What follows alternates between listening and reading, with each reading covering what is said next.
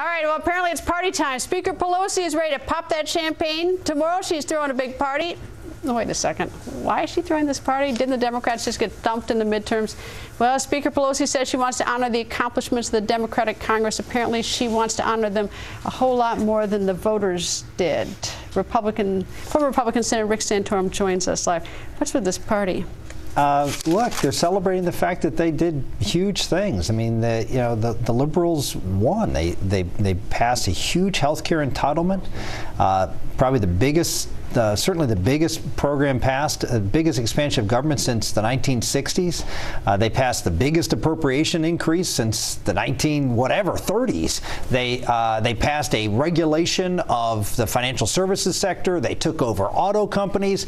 I mean, this was a progressive's dream the last 2 years. Now they got burned, but that's what Nancy Pelosi's for, and that's what all the people who are going to re-elect her were for. And so they're celebrating it. Here's the problem, though. It's like, I don't know. I mean, maybe they have a 10-year in terms of what's going on in the country, and Kirsten and I were just talking about this unemployment level.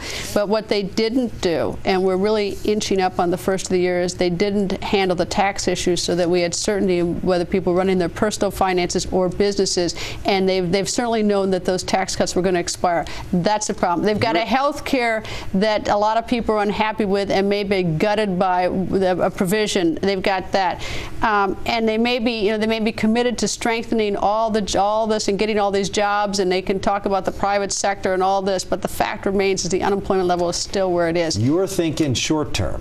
They're thinking long term. What they believe is that they have put things in place where government now has control of certain aspects of our economy.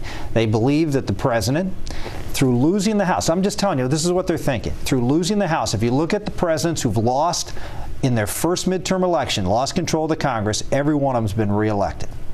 Their belief is, yeah, they're going to take a hit this time, but happy days are back. The president will be reelected. Obamacare will not be repealed.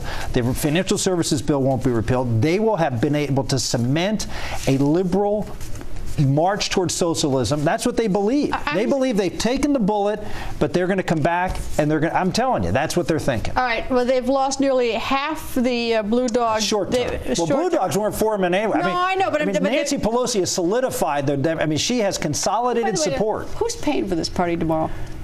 Now that one I assume the speaker will pay for it with funds outside of the government. I would just no taxpayer money. Okay, so I'm just told that's no taxpayer money. Okay, so that's okay. Make that known. It's not taxpayer money. Yeah. I don't know. I mean, if they can get the unemployment rate down, all power to them. You're thinking short term. What they believe they've done is change the country over the long term. That if they can hold on to this huge expansion of government through this next election, 2012, then America will forever be changed. And they believe that, and I think they're right in that regard if they can hold on.